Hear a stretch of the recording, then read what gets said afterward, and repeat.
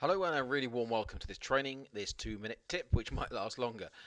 David from the Online Profits Program. So let's have a look. So what it's all about, it's about producing content. Now, a little bit of background. A lot of people say, content is king on Google, and it is.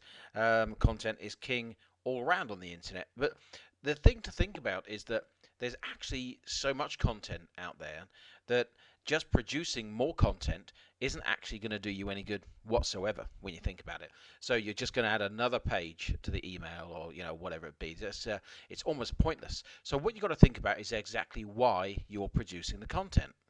So here are a number of things. Now there are actually, I think I kind of counted 17 I could list valuable reasons to produce content, but let's get into just 5 of them right now.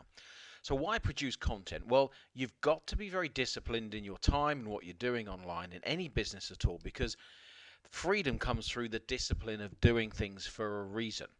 So here are 5 reasons that you should produce content, or these are 5 reasons that when you think about producing content, have these in mind. And there are more of them, and it's a little bit more complex than this, but let's just have a look at these 5 in this quick session here. So produce content to help people like and trust you. We buy from people we like.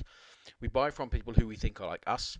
We buy from people that inspire us and ultimately that we can trust. And that's what you need to think about in terms of content. Produce content to help people like and trust you, because you are likable, I'm sure, and you are completely trustworthy. But unless you produce content with that in mind, other people aren't going to know it. And ultimately, it doesn't matter what you do. If they don't like or trust you, they're not going to buy. Another reason to create content is to make them an offer.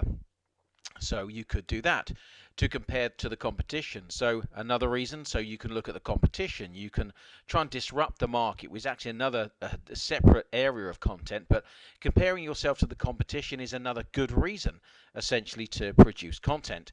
To disrupt the market, now that's where you're really poking a hole in the market and bringing something new. So to produce a new idea, to produce something and say something that's really going to be quite radical in the market is another good reason to produce content. And then the 5th one just today, because running out of time, is to share your story. That will help people connect, build rapport, like, and trust you. So there are 5 reasons to produce content. So when you're thinking about what you're doing, it be a video or what we're doing here, we're educating. Another reason to produce content. So at the end of the day, you've got to be disciplined about what you're doing. I'd advise you to not just produce content just for the sake of it. Pointless. There's too much content out there already.